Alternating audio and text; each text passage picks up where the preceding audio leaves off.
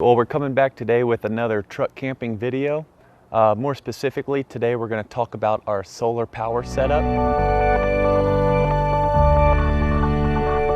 This video is long overdue, but I'd say it's given us more than 100 nights of camping in here and using this solar setup, and it has proven itself to work flawlessly. First, I'm going to show you how we mounted the solar panels to the truck topper.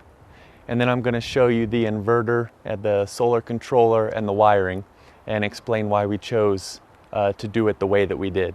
And as you see, we've got these 41-inch aluminum brackets here that we purchased on Amazon. And using these bolts here and the supplied brackets, you're actually able to tilt the panels at any degree angle that you want in order to get maximum sun exposure.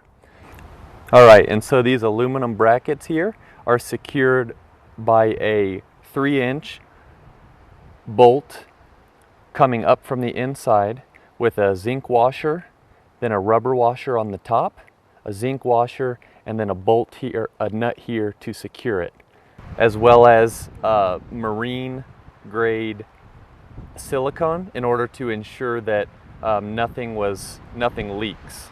And we haven't had any leakage problems yet. So that holds the mounting bolt in place. And then I've got the solar panels secured on there using 2 nuts locked against each other.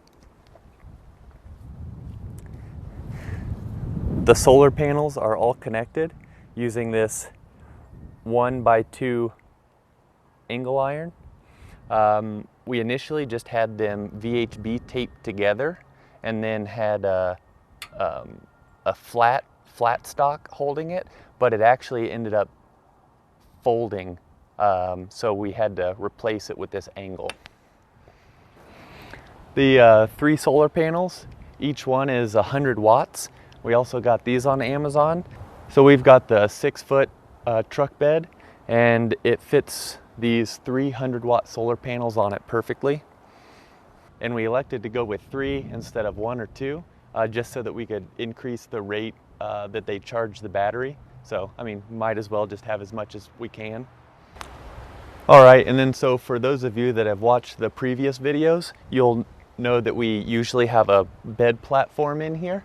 I've only taken it out for the sake of this video, just so we can get in there and look at the power setup here.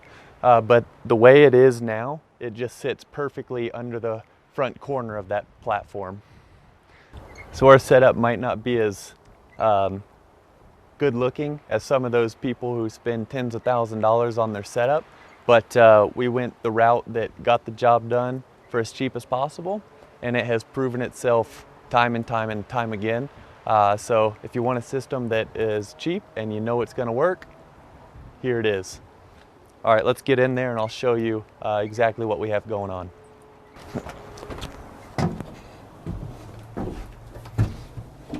All right, we're going to start by discussing some of the larger items we have here. First off, it's the 2,000-watt Ames power inverter. It's a pure sine. It is definitely overkill for the system that we have here, but I went ahead and bought it because we want to be able to transfer this whole system onto a camper one day when we get one, and just add a few extra batteries when that time comes. And then next up, we've got the EP-Ever 40-amp solar charge controller, and then we've also got the remote meter to go with it, and it's mounted over here. And then next up is the 125 amp hour AGM deep cycle battery. When we started building this system, we weren't sure if we needed 2 or 3 or if 1 would be okay. And as it turns out, 1 suits our needs just fine. And that, for us, we cook a lot of our meals on an electric skillet, and we also charge our phones.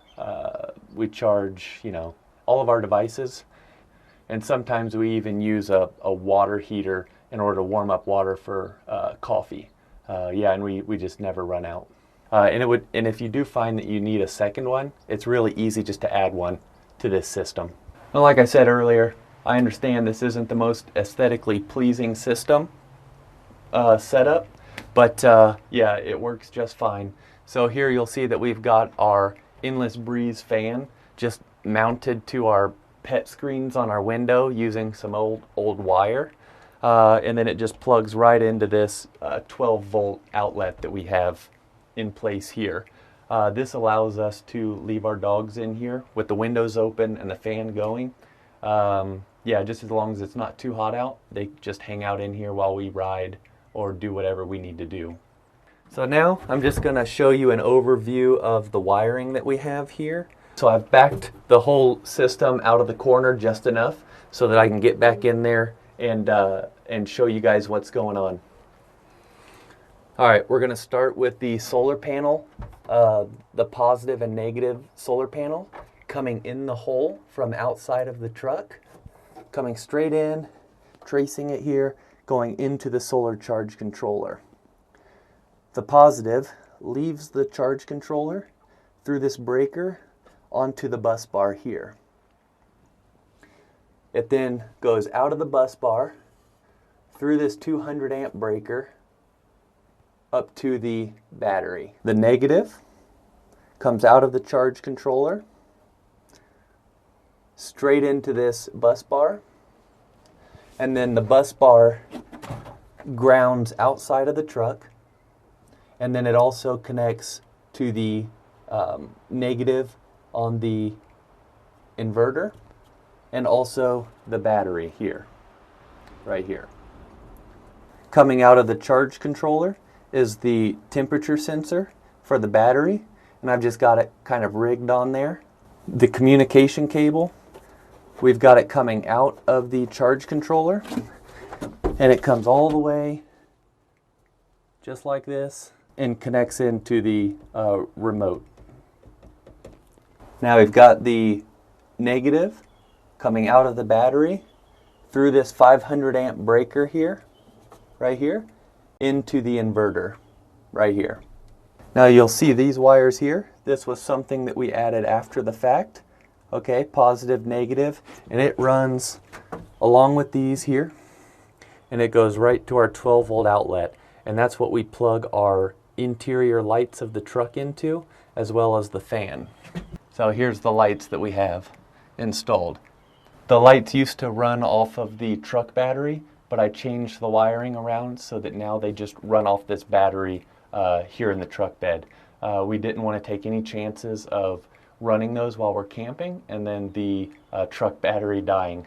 Well, actually, that's what we did the first time we went out, and we killed the truck battery. So we learned our lesson and rerouted everything. Now that I have shown the routing of all the wiring on the inside, I'm going to take you to the outside where I have run the wires to the solar panel, as well as connected the ground to the truck. I'll show you how I did that. All right, so I was a little bit nervous drilling into our brand new truck, but you'll see I'm just in front of the rear wheel well. All right, so here we've got the cables coming down from the solar panels through these grommeted holes into the truck bed, where they then continue on to the solar charge controller. Here we have the ground wire drilled into the truck frame, continues up through this hole where I do not have a grommet, which is a mistake, but do not have a grommet, and it goes straight into the to the bus bar. And here is one part of the system that we haven't found a very good solution for as far as mounting goes. So basically it's just tied up here with some paracord. But this is where we have our remote switch for the inverter, and then also the remote meter for the solar charge controller, and our 12 volt outlet for any 12 volt accessories we have, including our fan here. If any of you guys have a solution for a better way to mount this, definitely put it in the comments below. This is something I've been struggling with pretty much since we put this system in. So our bed platform goes just below this. So just keep that in mind if you do have some suggestions. And then one feature that I added to this system that has proven very useful over time were these, well, let's get this out of there.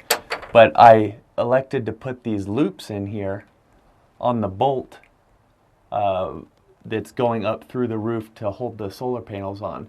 And with these loops at all four corners, I'm able to run a line, okay? And so we can hang clothes on this line, and we've got a couple of lights that we hang, some solar powered lights that will hang on there. And also you can hang carabiners for just miscellaneous stuff. There you have our solar panel setup. And like I said earlier, it's not the most aesthetically pleasing, but it was cheap and it has proven itself time and time again. If you still have some questions or there's anything that I forgot to mention, just put it in the comments below, and I pretty much get to every comment on our videos. And if I miss too much, then I'll just end up making a new video for you guys. I will put a parts list in the description along with our Amazon affiliate links. If you do decide to buy anything that we mentioned and you use our Amazon links below, then we'll get a little share of that, and it won't cost you anything. It would just really help us out. So, all right, well, thanks for tuning in.